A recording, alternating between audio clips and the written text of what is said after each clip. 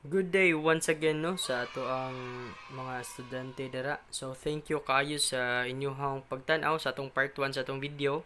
Karon na sa atong part 2. So katong sa mga viewers nato from other schools, thank you so much no for supporting my channel. So padayon ta sa topic. So ganina na-discuss na nako to sa part 1 ang general guidelines dito in conducting arrest. So karon ari na punta sa warrant of arrest and arrest without warrant. So, without paglangay-langay ato ng sugdan. Okay? So, the warrant of arrest is the written authority of the arresting officer when making an arrest or taking of a person into custody in order that he may be bound to answer for the commission of an offense. So, kining warrant of arrest class, mo ni siya gitawag na to nga a written document nga ang ginatawag ginadala-dala or dadon sa usa ka police officer or arresting officer para magahimo og pag-aresto sa usa ka tawo nga ingon tag nakalabag sa balaod or gitawag na tog perpetrator.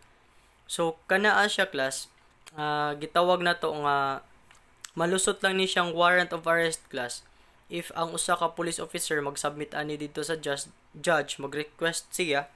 And then if i-approve sa judge because na gitawag na tog na enough probable cause nga magpamatuod nga katog yung usa ka tawo is naay nabuhat nga sa laod or sa ka violation sa law, mao na siyang malusot ni. So kini ang papel or kitawag itog written authority mao na dadon sa arresting officer para ikapakita in order din tag legal ang iyahang pagabuhaton nga pagdakop sa usa ka perpetrator. So nana siya gitawag na tog legal paper nga ikapakita nga as proof nga naay nakomit ang usa ka tawo para sa may purpose para dadon didto sa gitawag na tog custody unsa man na. So dadon siya sa gitawag na tog detention cell para gitawag na tog manubag sa kung unsay gitawag na to nga nalabag niya sa balaod or iyahang na-violate nga law. So, dito, inig-arestoan na class, kung mahatag na ning warrant of arrest, so, pahibaw-on na dayon ang usa ka gitawag na to nga katong tao nga naka-state dira sa warrant of arrest kung kinsa man pugani iyangan, state na didto, iyangan, and then, imo dayon siyang gitawag na to pahibaw-on sa iyang rights, which is the gitawag na to Miranda Doctrine. So dili ta magsalig class, mahimo mong future police officer, dili ta magsalig nga nanatay warrant, dili na to i-apply ang gitawag na tog katuang Miranda gitawag na tog doctrine or rights ato ng state. Kinahanglan jud na ari na mas pinaka-applicable, okay? No? So bisan pag later on sa warrantless arrest i-apply gihapon na. So any arrest that are being conducted dapat gyud na ginagitawag na to ato ginang state kung ang ilahang state ginato na sa ilahang katungod. Okay? So, the very purpose of kining warrant of arrest, so para may yung tag legal na enough nga proof or pagmamatuod nga gitawag na tog ang pag-aresto magpamatuod nga ang pag-aresto nga gibuhat is legal para ipadala to sa ka tawo into kuan na to tag naman tay gitawag og due process gyud. Okay? So, mo na siya nga, tigaan siya letter, mapakita, para mauban siya. So, kung naay resistance, mo na to sa general guidelines ganina, kung na-discuss, nga, if ever musukol na, so, magamit ag force nga, what is required ra or necessary. If ever wala, then, use pod kung unsa necessary force, okay? So, the head of the office to whom the warrant of arrest has been delivered for implementation shall cause the warrant to be implemented within the 10 days from receipt. So, butanta lang, maghatag-tag senaryo ha para mas dali sabton. Butanta lang, usa ko ka police officer, na ay usa ka tawo pod naka-violate sa gitawag na tog balaod na to. So, karon para maligal ang akong pagdakop niya kay posible nga nitakas ning usa ka tawhana. Yan agid siya na nakoy enough nga kapamatuoran or ebidensya nga nakabuhat yun siya na sa laod. So ako, mo request ko nga malusan to siya og warrant of arrest. So nan ako gitawag mga nagagather ko kumbaga mga ebidensya. So kana isabit ako na dito sa judge with his name or her name ba to kung depende sa usa ka perpetrator or perpetrators. So if makita na sa kuan, ya siya gitawag na tog probable cause and then i-aprobahan sa judge or sa katong gitawag na tog competent authority. So mao ning malusot ni siya. So sa dihang ma-approve na to sa judge, ma-release na tong warrant of arrest, ihatag na to sa katong arresting officers which is ako.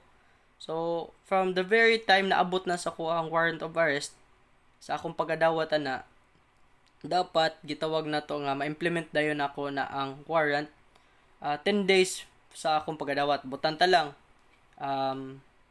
karon nako nadawat. So butanta lang pizza 1 ron. So pizza 11. So dapat ma-implement na gito siya. Mo to'y pinakalas. So within 10 days. So sir, what if nga naabtan nga nalapas nagnapo kadlaw nya wa pagid na po nadakpan. So mao ni dire atong basahon. Within 10 days after the expiration of such period, the police officer to whom it was assigned for implementation shall make a report to the judge who issued the warrant, and in case of his failure to implement the same, shall state the reasons thereof. So, dili mag-uol no kay tinuod, nangitawag tag na expire ang katong gitawag na to nga warrant of arrest. Pero di bot pasabot ana nga dili na ma-apply ang pag-aresto ana ha. So, imo pa rin nakabuhaton na butang ako lang. So, balik ta sa scenario ako, nadawat na nako ang warrant of arrest sa pizza 1. So, naabot na lag pizza 12. Wag gyapon ako madakpan ang katuang tao nga naka-state dito sa warrant of arrest para arestohon. So, akong buhaton na na-expire man ang period nga gihatag kay within 10 days man from the receipt. So, ako na ibalik dito sa judge nga ingon dire akong ikuan mo report ko adto, maghimo kog report nga nung magpahibaw ko sa judge nga mo ni judge wala na mo madakpi. So mga yentag ipahibaw nimo kung unsay nahitabo class kay ang failure man sad good ani butanta lang wala na ko giuli didto nya nalapas na butanta lang 30 na kadlaw nya nadakpan ako ang katong kuan. So okay gihapon ang pagdakop class pero ma-question na siya ngano man wala man kakahatag og report o wala ka nakapahibaw sa judge kay di ba na may period nga gina-state diri. So para ma-safe ka dili man na mawa ang value sa inyong tag di na pwedeng ma-apply ang warrant of arrest kay abi na lapas na po ma-applicable gyapon siya pero ang imo lang jud buhaton isip po sa ka police officer mo report sa judge kay himuan naman nag letter didto nga kumbaga i-extend to ang gitawag na tong duration sa gitawag na tong warrant of arrest. So kumbaga murag only time na to siya no. So importante lang ana kay imog yung ihatag report dito if ever dili dayon madakop nimo within period 10 days from the receipt of the gitawag na tong warrant of arrest. Okay?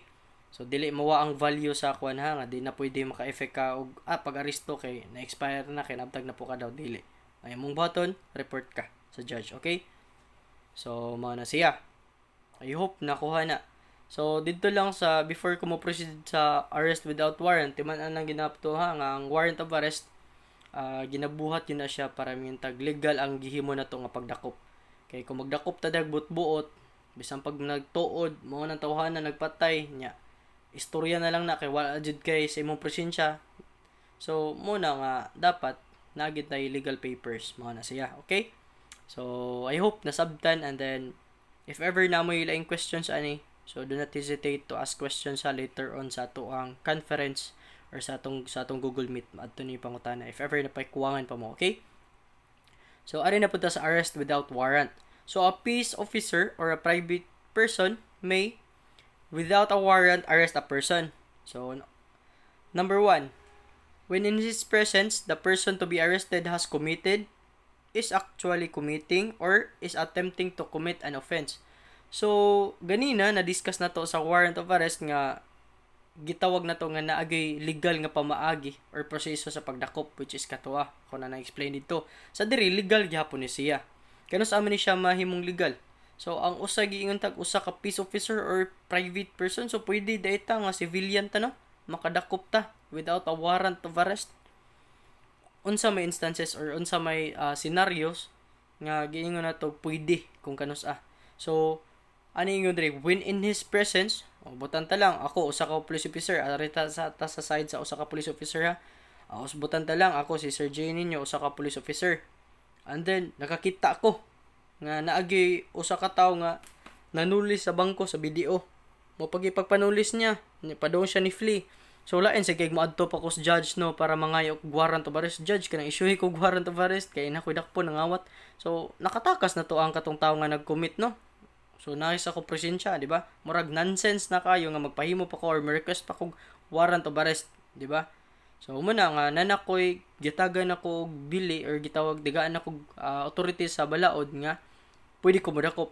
Sir, what if private person? Oh, sige, ato ibutang ako gihapon ninyo si Sir J, ordinaryo nga sibilyan. Ako, pag kuan ako, naasak na ako sa presensya na ako'y knowledge, kay nakakita na witness na ko ang kanang usa ka tawo nga padung niya nga padung siya butang talang manulis. Kay nakakita gyud ko gitiunan niya kutsilyo ang babae niya ihatag ang bag. So ako nakakita ako niya. Naman ko'y background gamay sa gitawag na tog self defense. So nabansay-bansay man sa nako nga kaya ra na akong tawhana so akong gi dakop siya. Okay? So sa pagdakop nako sa iya ha, unsa man akong buhaton dadon ba nako sa mua? Dili. Igdakop nimo magnugo po kag laing tao or kung ikaw na kay contact nga mas maayo para mas safe nimo nga manugo kag laing tao para motawag dito pulis or mayon tagkuan para ma-responde anton ma turnover nimo. So dili na di ka pulis ha, civilian ra ka. So pero na kay katungod maka-aresto kay ingon sa mig state dire kung ikaw mismo sa imong personal nga knowledge nga ikaw sa imong presensya nakakita ka usa ka tawo nga bag-o lang jud nakahuman og commit og usa ka crime padung mo commit og usa ka crime or nag-attempt no hasta pag-attempt nga mo commit og usa ka offense. So kana siya enough reason na siya or basihan nga giallow sa balaod nga pwede kang maarestohan na mapa-police officer ka or private person. Pero ako lang tip ani class ha. Butan ta lang private person ta. Dili ta ari sa police officer sa. Kung usa ka private person class nya desidido ka or kintag para nimo kaya gini mo. Then go. Ha? Basta nakita gini mo nga na enough basihan na nga. Wala ra ka na kay kalagot ng tawhanay mo ginana. So ikaw pay makasuhan, di ba? Nagbutbuot ka, di ba? Nagpakawaw kag tao. Pero if butan ta lang tinarong jud imuha at the same time nakakita jud ka or naka-witness gid ka kung sa katawo nga bag-o lang jud siya naka-commit og crime or padong ba siya mag-commit. So kana kung kaya nimo siya i-apprehend or dakpon, dakpa siya. Pero tan-ano mo dako kay glawas niya ikaw gamay kay kan tao. So ayun lag tuga-tuga, no? Kay ikaw mamarisgo pa imong kinabuhi at the same time ang katong tao nga iyang gikuanan. Okay, so mas maayo pinakabuhatan nimo if ever di gid makaya tawag jud kag police officer. If ever kaya nimo so mao na that's the time nya. Dayon tawag din ka, i-turn over din nimo sa authority, proper authority. Okay? So pwede ta ha, pwede ta aning gitawag na to og kwan. Kay lain kay private person ta naka-witness tag nangawat or ginang tag bag-o lang gid nakahuman og pangawat nya. Pwede na tong ma-apprehend. Adto pa tas korte, mangayo pa ta, patabang tas pulis para mangayo warrant of arrest. So marag nonsense na kayo. So I hope na sabtan. So kining arrest without warrant. So pag aresto nga walay warrant of arrest. Okay? So mura rin siya tuk-tuk pero ayun mo kalibugan na. Okay? Proceed ta. Number 2. When an offense has just been committed and he has probable cause to believe based on personal knowledge of facts or circumstances that the person to be arrested has committed it. So, mao na ang akong gingon ganina. So, butanda lang, usa ko ka private individual. So, nga ako mismo nakakita jud ko nga sa ayahang pag-commit sa usa ka crime. Nya tay gitawag gi-mention diri probable cause to believe. Na ay enough nga basihan nga based sa imong nakita, base sa imong unsa may giingon diri pasabot ani based on personal knowledge of the facts or circumstances. Pasabot ani class nga butan ta lang ako usa ka private individual naka-witness ko dito sa bangko og gitawag na to nanulis nya ang gigamit kay chilyo ra butan ta madadara chilyo. So ako nakakita jud ko. So yung tag unsa may knowledge ako nako sa saktong kabuot nga maka-perceive ko nga kanang gibuhat dili gyud na siya sakto angay and then at the same time di man ko buang. So maka-state gid ko ana later on what is the reason or gitawag na to hinungdan nganong nagtukmod sa ko nga para mo aresto ko ana niya without warrant because tungod sa gitawag na to nga katong gi-discuss na ko ganina. So naa sa imong presensya and then gi-allow ni siya sa law. Okay? So if walay probable cause nga magpatukmod, magpamatuod nga kanang tawhanan nagka-commit na siya crime, so ayaw pagbutbuot. Okay? Kay makasuhan ka, kinsaman ka nga para mo aresto og usa ka tawo. O butan ta lang usa ka police officer sad ka. kung wala ni katong gi-mention ganina, gitawag ta lang walang probable cause for you to believe nga nakakommit na usa ka tawo og violation sa law, or kini adre clearly gid kaayo nga gina-state dire nga sa in your presence a person or ginawag a perpetrator has committed, is actually committing, or is attempting to commit an offense. So ayaw jud pagbut-buot if wala ni sila naka-state dire. So muna na class, I hope nakasabot na mo or nakita na ninyo karon nganong inani ka importante ang katong gitawag na itong mga guidelines, di ba? Kung wala ni class, kung wala ni gina-state dire, kung maingon ng tag ang gihatag sa balaod niya enforce sa police officer is ang kinibitang definition lang sa arrest without warrant, niya warrant of arrest. Tinuod lang class, maglisod pam ganita nga na ay gitawag na tog mga procedures nga kung kanus siya i-conduct, di ba? Kining number 1, kining number 2, nya later on pa number 3, number 4 na. So kana siya kung wala ni, posible kibaw ka sa definition sa arrest without warrant, but wa ka kibaw kanus sa i-apply.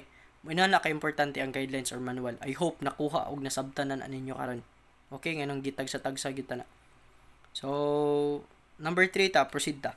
When the person to be arrested is a prisoner who has escaped from a penal establishment or place where he is serving final judgment or temporarily confined while his case is pending. So, or has escaped while being transferred from one confinement area to another. So, kini gitawag na to kanang nipuga ba or pugante.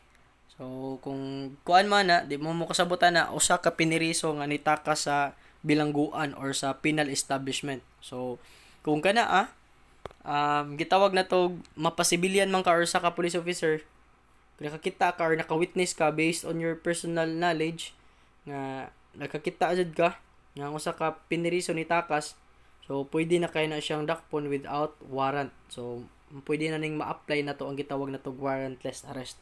So kana applicable kay na siya. So dili na ako nadaghanon kay sayon ra kay na siya sabton. Basta piniriso nga ni puga or gitawag na to butan ta lang usa ka piniriso na siya sa kanang temporary confinement or gibalhin siya dira siya gibutang or gitransfer ba siya or giriman nya nitaka siya. So no need na moadto patag butan ta lang usa ka jail officer nya pag riman ninyo or pagbalhin ninyo sa piniriso nakatakas nya dagan lain sa kay moadto pa kag korte, di ba, mga kag warrant of arrest para ma-apprehend na pud mo or madakop to nimo. So murag nonsense na kayo, di ba? So, sayon na jud kini siya sabto ng warrantless arrest. Okay? Number 4. Where the accused released on bail attempts to leave the country without court permission. So, kung usa ka tawo butan ta lang, ako, si Jay, yung Sir Jay, na ako'y kaso. Usa ko ka-akusado. So, meaning wala pa mahuman or wala pa final judgment. Yang ako kay na may bail, naka-bail ko.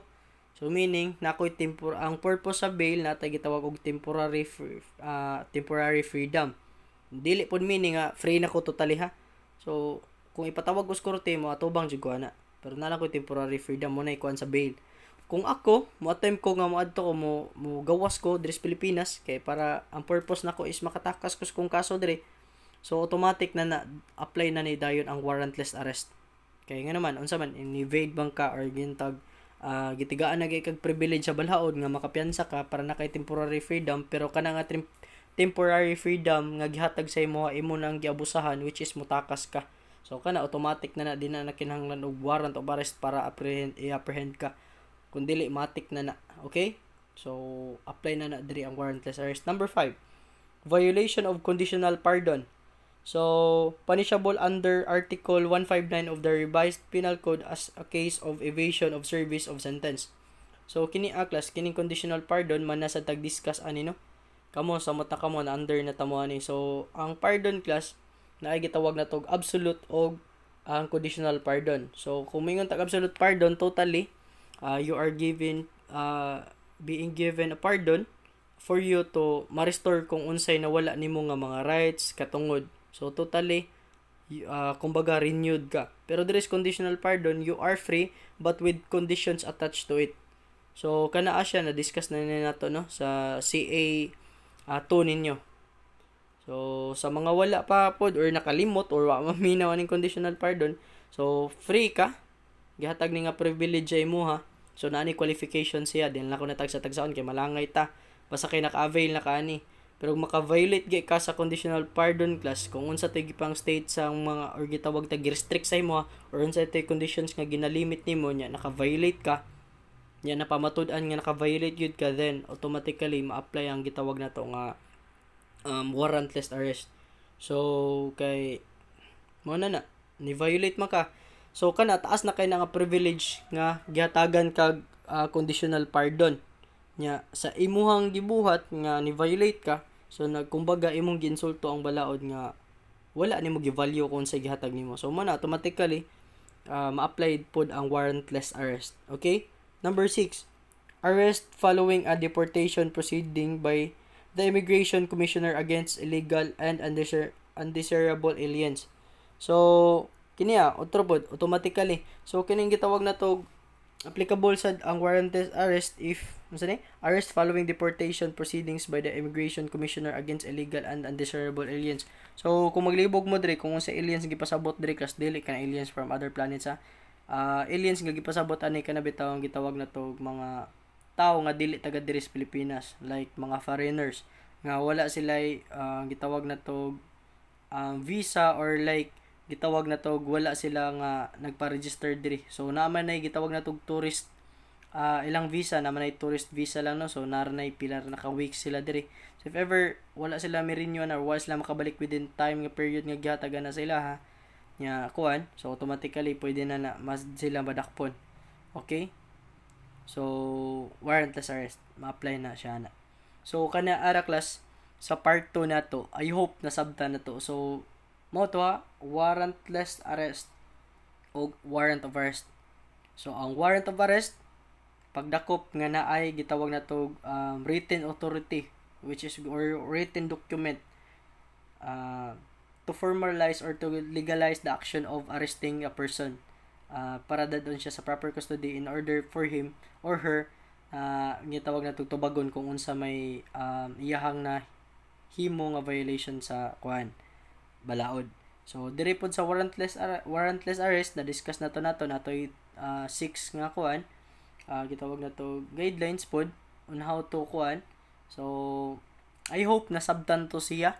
I hope nakuha ninyo, and if ever na amoy pangutana di mag-uol pwede ra gyapon ta mangutana dito sa kuha sa gitawag na to nga Google Meet na to. So for the part 3, so please consider subscribing also. So thank you kayo na sa pag-support sa aton channel, and then God bless and see you sa kuan next topic. Ta-dang!